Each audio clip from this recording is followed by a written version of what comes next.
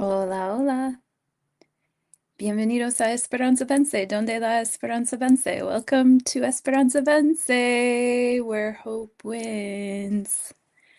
I was so happy the other day. I was watching David Palmer, the Leo King. He did his his astrology daily, like over on High Vibe.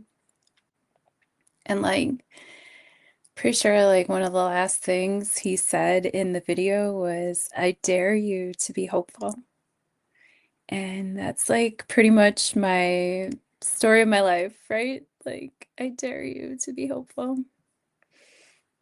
I dare us all to be hopeful. So, yeah, I decided to live stream today for the Taurus new moon that's incoming on Saturday about midday in Wisconsin, where I'm based. And I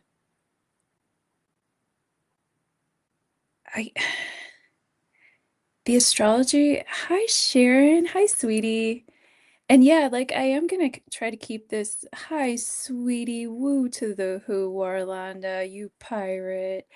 Um, Thank you for showing up and thank you for fine-tuning your free will and intuition with me. I love you both so much. And I was telling Sharon that in my life lately, so many beautiful women named Sharon have been like entering my life lately. Like I'm just blessed with a lot of no Karens, just Sharons, I guess. Like so lovely. Although I know a lot of nice Karens too. Actually, I know somebody who she's a twin and their names are Sharon and Karen. Isn't that cute? Sharing and caring, Sharon and Karen. So cute. Mm, I want some lip gloss right now. So this live stream, like I'm really just thinking about Taurus energy, beauty, Venus. I have my peony friend here from our Quick Hits Tarot the other day, and let me tell you, she smells more beautiful than she even did the day I cut her off the bush out front. Like, I mean, she is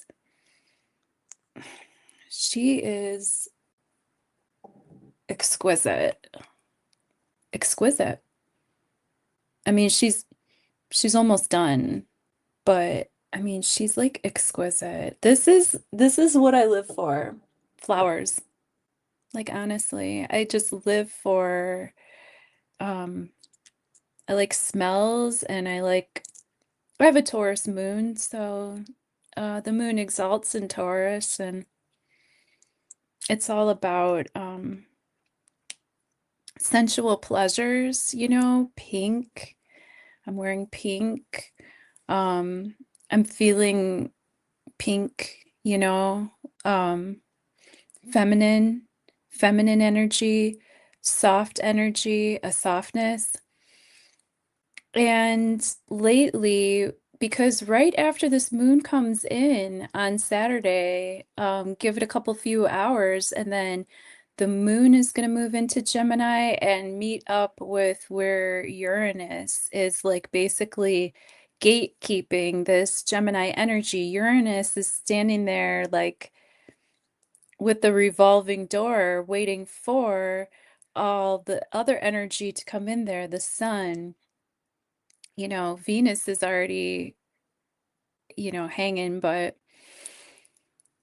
with all that energy meeting up with Uranus, with all this new and incoming information, with all of this stuff that gets filtered through I have been really leaning into my Pluto in Aquarius, and I mean, we all have Pluto in Aquarius right now, right? But Pluto has just recently gone retrograde, and my depth of perception has been really led the opposite direction than technological. I've been really into antique books lately. And so I'm going to share some of this with you.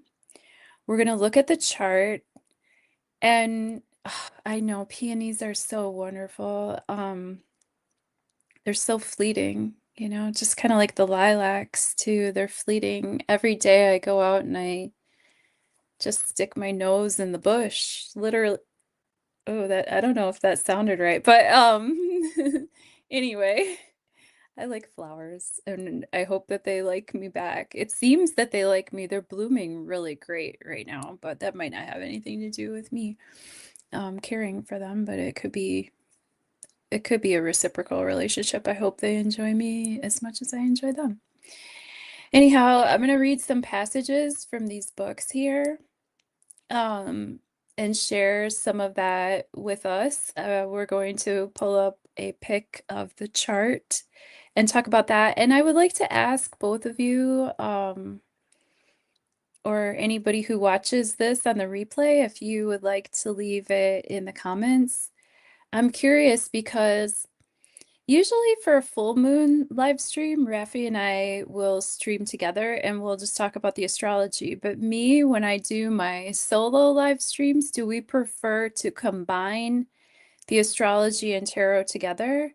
Or do we like to keep it like a little bit more focused and just like really focus and get really in depth on the chart? And because yesterday I did the 10 card Celtic Cross Tarot where I just focused on the tarot reading. So I've been kind of keeping it separate because I know that there's people who are interested in one or the other, but not necessarily in depth for both. And I kind of want to get in depth for myself because it makes me happy, but I also love receiving feedback on what makes the audience happy because I would like to create content that makes you happy. And so that's what we're here to do. So got our lip gloss, got our flowers, got all the pink things that I need to feel girly and good. Oh, Randy, I love you, Randy. Randy, I'm going to try to keep this broadcast short and sweet so that we can all go head over to Fade to Black Radio and chit chat in the Fade or Not lands while Jimmy Church interviews I think it's Trevor or somebody. The plant peoples are pure magic and love. They know. Oh, that's so true. Yeah, it's true. So, thank you so much for hanging out. Let's start this stream by reading from the Lord's, not to be confused with the Lord's prayer book. This is the Lord, Lord. En français, c'est dire Lord. Lord. I can't. Anyway, Lord's a blessed town in France where a lot of pilgrims go to see, where Bernadette had the apparition of the Madonna. But something that I found in here that I really, really loved, and I think kind of encompasses some of this energy that we're dealing with right now, especially because we do have Mars and Eris conjunct, kind of squaring off with Jupiter. And that might make people feel a little bit like a little bold. Okay, Pluto and Pallas are also making a sextile, which I said we'll look at the chart, but I'd like to think about humility right now. Many of us have the wrong idea about humility. See this antique book, it's so beautiful. Many of us have the wrong idea about humility. We may think being humble means keeping our eyes cast downward and depreciating ourselves when someone gives us a compliment. The word humility comes from the Latin word humus, meaning the earth, and Taurus is an earth sign, right? When we keep this in mind, we come much closer to what true humility means. So the closer we stay to earth, the more grounded we remain, the more we understand what true humility means, right? To be of the earth is to be without pretense, fully acknowledging both our good and bad qualities. Humility means being able to accept a deserved compliment graciously and being equally at ease, offering our apology when we have hurt someone. Humility is also the cornerstone of our spiritual life. For to grow spiritually, we must see at once our potential to grow in goodness while being aware of the weaknesses in our nature. Bernadette's humility allowed her to remain unaffected by the turmoil the apparitions brought to her and her family. And I can think of that now with like a lot of this disclosure stuff, like that has disrupted a lot of people's families. Her humility also enabled her to communicate the messages entrusted to her by the Blessed Mother, despite outside pressures that sought to demean her efforts. And then they have a plan of action. As an exercise in humility, make a list of your 5 best and 5 worst qualities. So maybe that could just be something for us to think of right now. Okay, this new moon in Taurus is falling at the fullness of these degrees, as per usual, as most of our new moons have been doing like the past year and a half or so.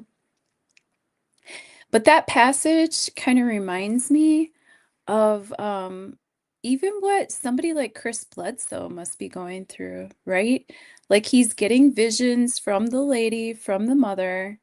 It's disrupting, his family's way of life. It's just interesting how like when I flip through and do a little like bit of bibliomancy, which is sort of just like flipping through a book and landing on a passage and just like taking those messages that resonate, that's what I flipped to. And then in this book, this is going to be really cool.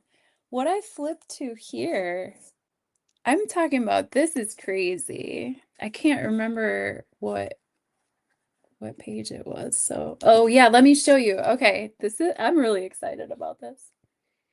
Look at this book. Oh my gosh. Oh, I should do it this way. Science supplement of the Encyclopedia, 1967. Yeah, this is like honestly like what I read. Like you guys don't even realize like the levels to which my madness extends. But yes, I read encyclopedias and I have since I was like 4 years old. Don't ask me to remember most of what I read, but I do read a lot. Okay, so we're gonna go to page. Oh, I flipped right to it again. Check this out. Can you believe I have this book? Look at that. Carl Sagan, dude. 1967. So this is exciting me just because of like what has been going on in the news and stuff, but I'm not going to read the whole thing. I'm just curious like what part did I find? Unidentified flying objects. The great interest in unidentified flying objects, UFOs, stems from speculation that some of them are the products of civilizations beyond Earth, and from the psychological insights into contemporary human problems that this interpretation provides. Unidentified flying objects have been described variously as rapidly moving or hovering, disc-shaped, cigar-shaped, or ball-shaped, moving silently or noisily with a fiery exhaust or no exhaust whatever, accompanied by flashing lights, or uniformly glowing with a silvery cast, and so on and so forth. In the United States, popular interest in unidentified flying objects began on June 24th, 1947, when a group of rapidly moving, glistening objects was observed from the air in daytime near Mount Rainier, Washington.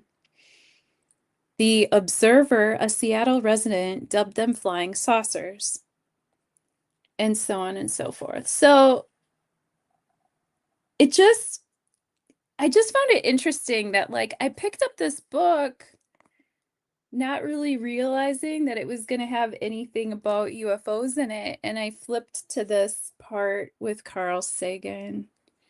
And yeah, so I really encourage you to fine tune your free will and intuition.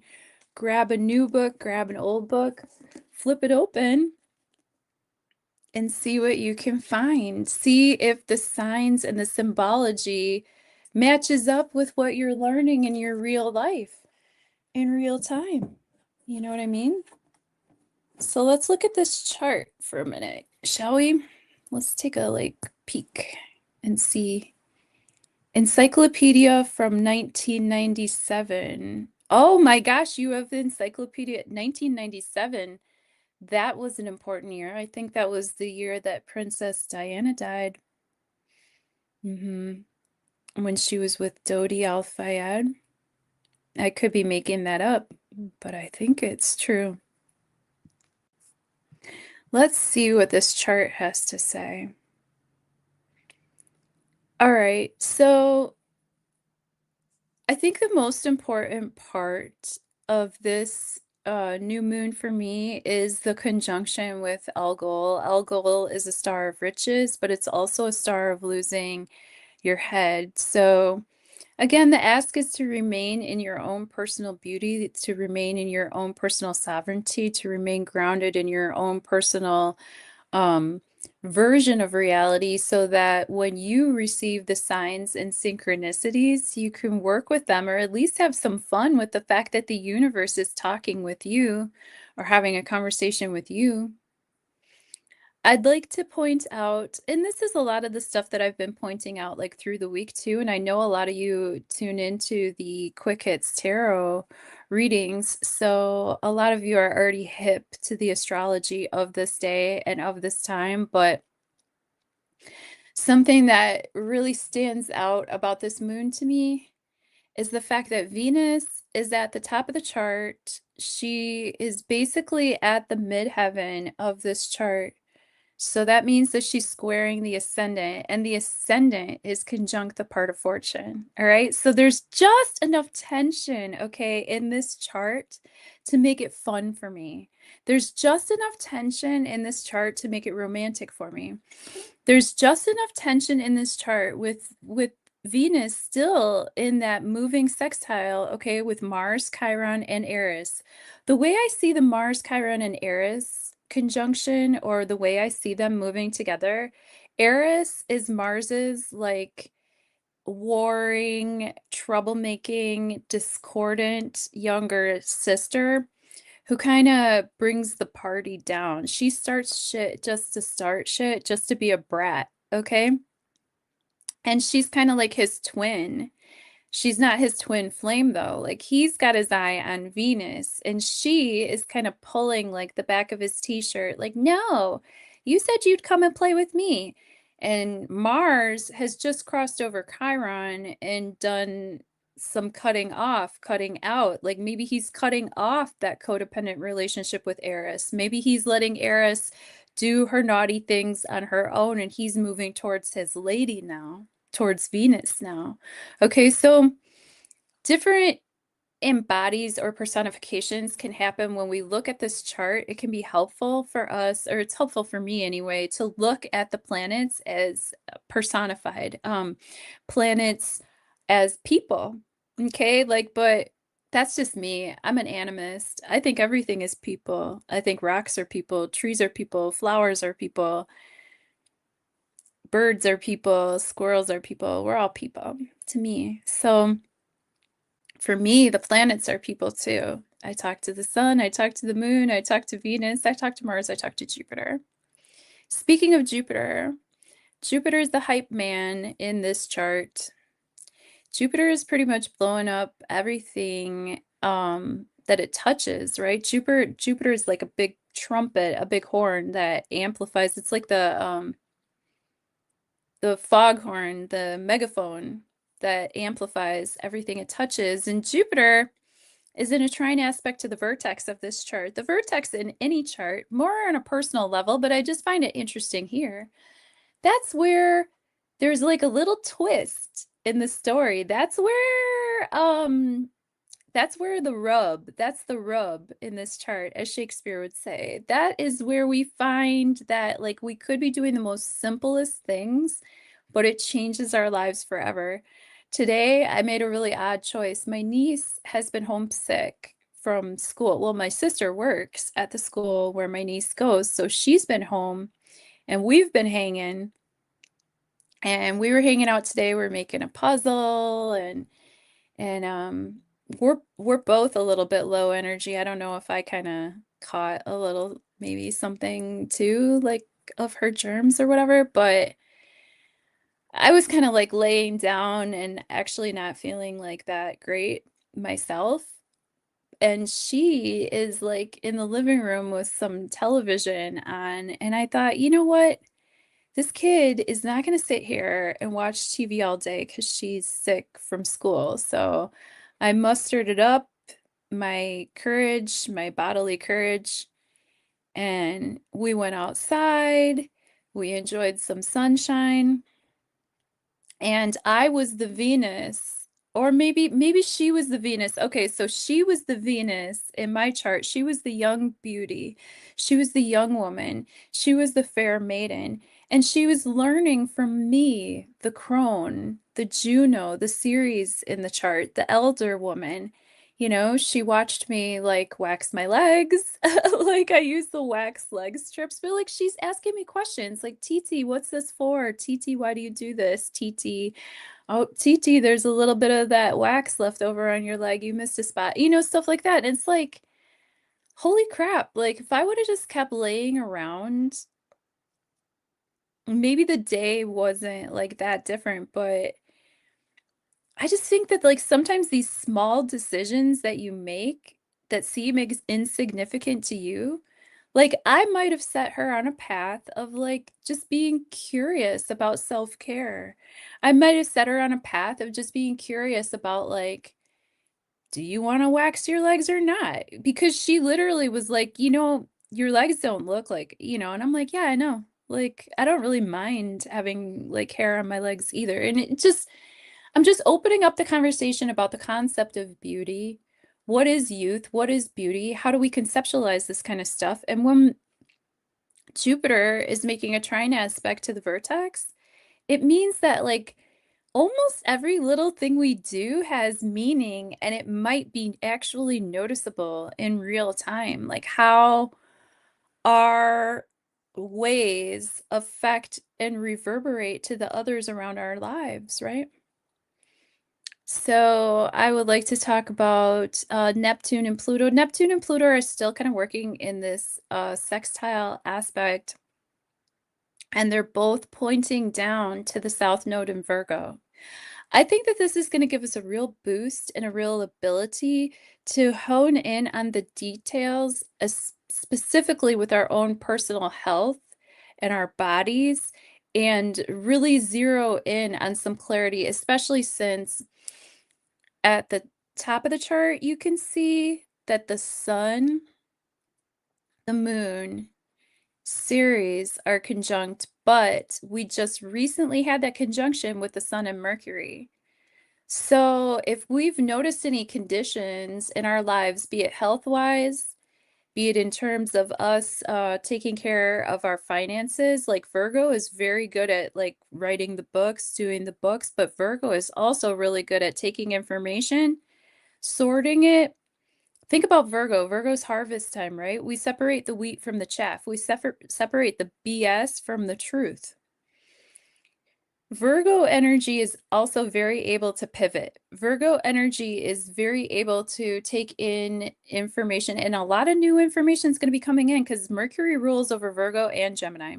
So like I said, right after this moon pulls through, we're looking towards maybe I think 8:30 p.m. Later on that day that the moon moves into Gemini. New information incoming, rapid changes of thought and thought processes. So with Neptune being sort of like cloudiness, fogginess, drunkenness, Piscean energy, feeling sorry for ourselves, feeling sorry for others, feeling that higher love, feeling that attunement with the divine, you know, Pluto brings us depth, transformation, death, rebirth. So We might really become very clear on what we need and what we don't need in terms of our own personal health right here on Earth. Healthy body, healthy spirit, okay? Like my body is my temple. I really do feel like the seeds that we plant on this new moon are going to be for our physicality, for our Earth itself. I feel that like our passage said in the Lord's Prayer book, being humble means being of the earth. And Taurus is such an earth sign. Taurus rules over Toro, the bull, uh, cows, cheese, grazing, chewing on things, taking your time, being stubborn, being stable, being firm, being loving, um, creating that barrier or creating that stampede together when we need to kick up some dust. Okay? And then when we do kick up the dust, then the Gemini wind will blow in and blow. So hey, even just in the most mundane sense, we might be dealing with some dust bowl energy in the near future. Okay.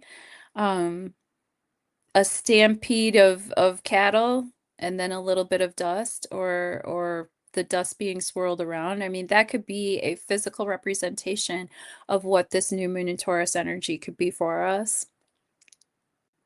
So Mercury is moving into that conjunction with Uranus. And when Mercury and Uranus conjunct in Mercury's home, basically Mercury is hosting this complete like genius weirdo for dinner who comes up with the most odd ways of doing things, but somehow it freaking works. Somehow, putting together like kimchi and rose jelly works. I think we're going to have a lot of innovations and a lot of quickening as far as our intellect is concerned. We might be able to think faster, talk faster. We might have a lot of aha moments, a lot of clarity could open up for us with that Mercury conjunct Uranus. And so Mercury is going to be moving into the conjunction with Uranus by Sunday. This new moon is happening on Saturday. So what are you doing on Saturday? Does anybody have plans? Um, if you have any Taurus strong placements in your chart, like right around anywhere between say 24 and 28 degrees, really, really keep an eye on how this is affecting you. All of this energy happens to be happening right on my part of fortune yesterday, today, tomorrow, and into the next day.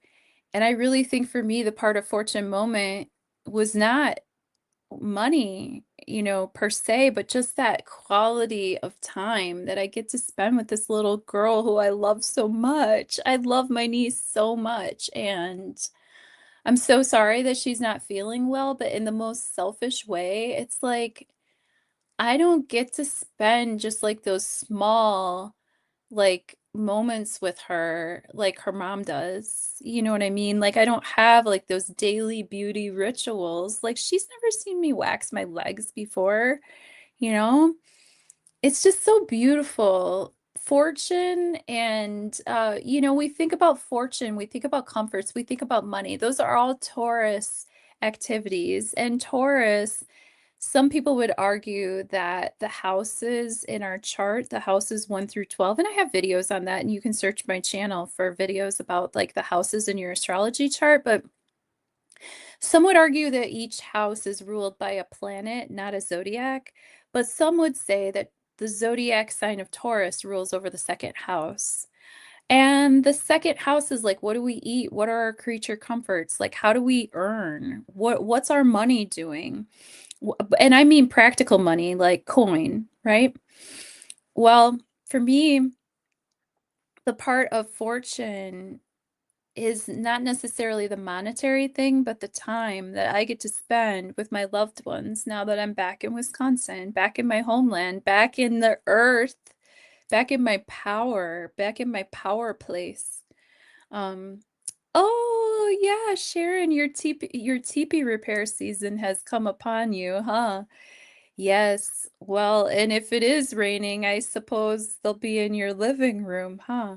I don't even know how somebody fits a teepee in their living room. Wow. You must have the vaulted ceilings. Um, I feel so blessed that so many creative people come here to share this work with me. Thank you very much for being here. All of you in your individual ways have blessed me with in exchanging really wonderful, intelligent conversations in text, in person, vocally, and I just really appreciate you. And Taurus energy is it's appreciating what you have, appreciating the value of what you have, like physically, but also in terms of like your family, your friendships, whatever brings you that sense of home. Okay?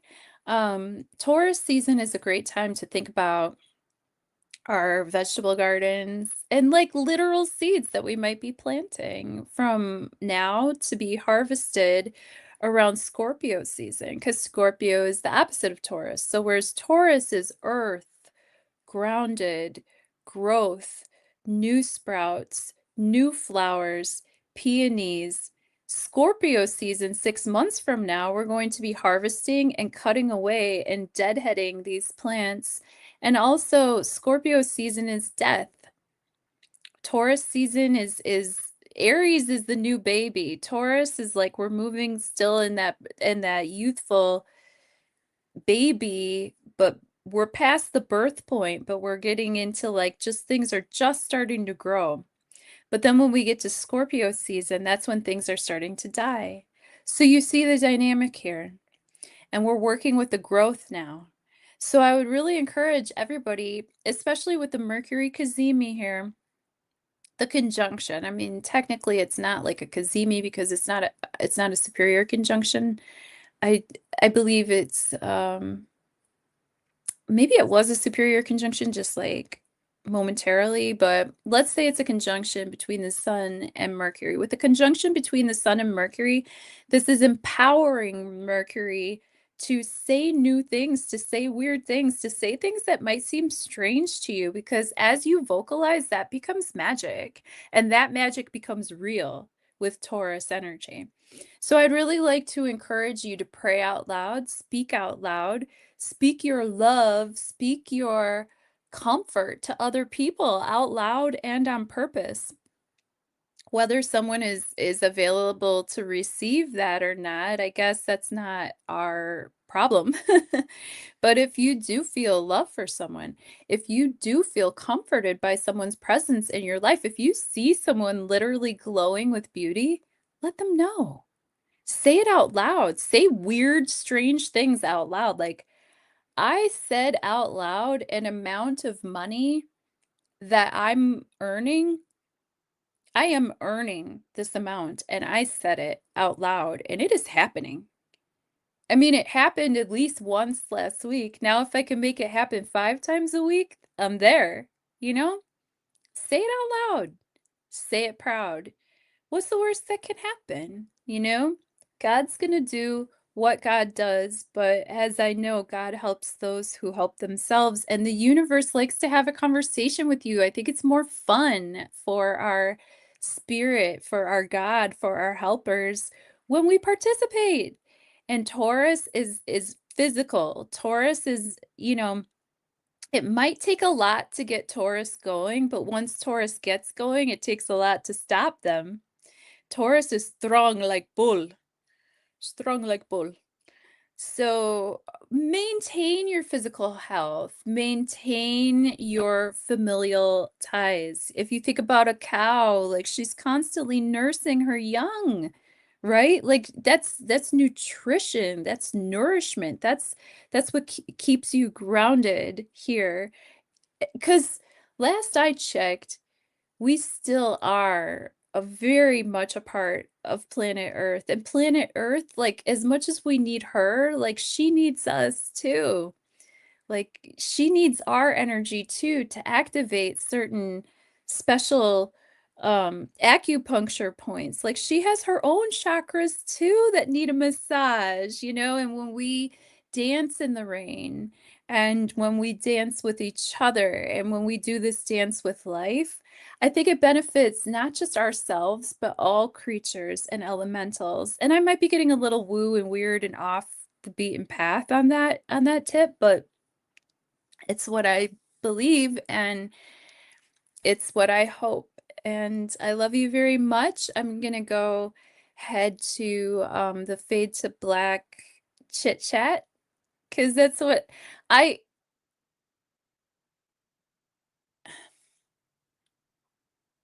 historically I am an audience member. In my personal chart, I have the South Node in Aquarius, so it's very easy for me to fall back and stay in the background. But if my South Node is in Aquarius, guess what that means?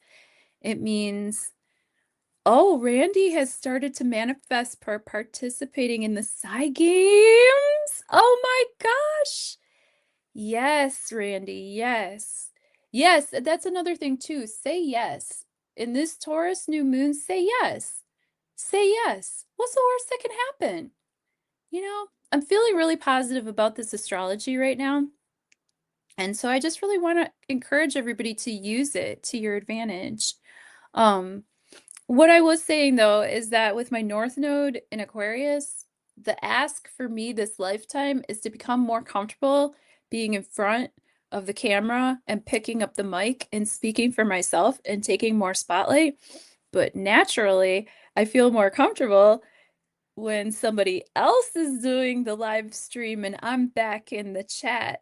Like you can't see my face. I'm just some internet troll, like wisecracking in the background. That's where I'm most comfortable.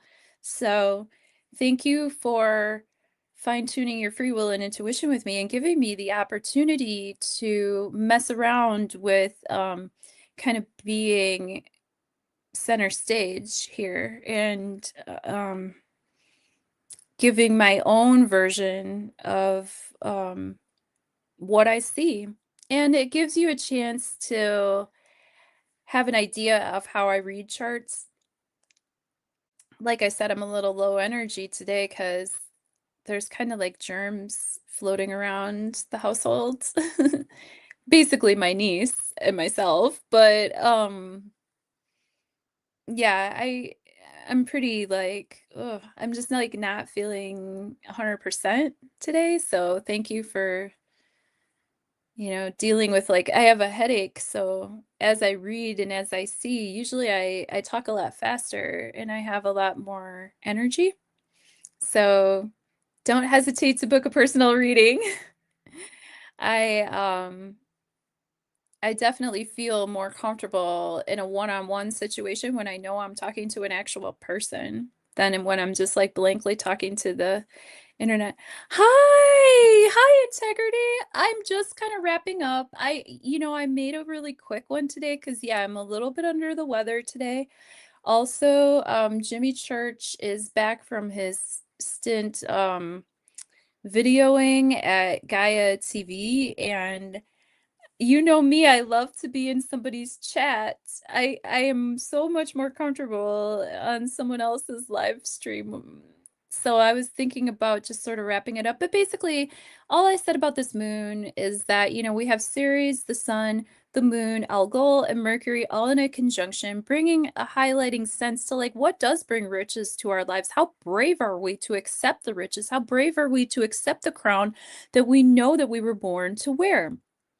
Series, motherhood. What are we going to nurture? What are we going to nurse? Okay. What are we going to marry ourselves to? What are we eligible for? Like as a marriage partner, as a potential mate, or as a potential partner to any type of project, person, place, or thing. Have we received some clarity about that in the past couple of days? What works and what doesn't? Because I also do think that this new moon is really going to highlight what isn't working. Who isn't texting us back? Who isn't initiating conversations? What friend groups really aren't healthy for us anymore? What habits, what predicaments, what like relationship situations, which work situations, which health situations, which nutritional situations or physical situations are no longer working. I think that South Node is really just going to help us clean, clear, cut that out. And especially with Pluto's precision and the acceptance of the death and regeneration process, I think that anything that we're willing to let go is going to help our seeds to grow. So I will leave it at that. I'll come back and wave. Not. Oh, maybe I have to get rid of that to say. There I am. All right. So thank you. Moo. Moo to you too, baby girl. Moo. Because the moon is made of cheese, and I'm the cheesiest. And as my friend Joe pointed out to me yesterday, he's like, "You're spicy nacho cheese." So that's me. Spicy nacho cheese signing off for the Taurus new moon. God bless you and thank you so much for being here. And I'll see you on the next one. Bye for now. Love you. Oh, and if you'd like to see how this affects you personally or where we could be planting seeds in your own personal life, hit these links. I have a banner for you. It's right here. EsperanzaBense.com is where you can book a session with me. Please like, share, and subscribe. Bye.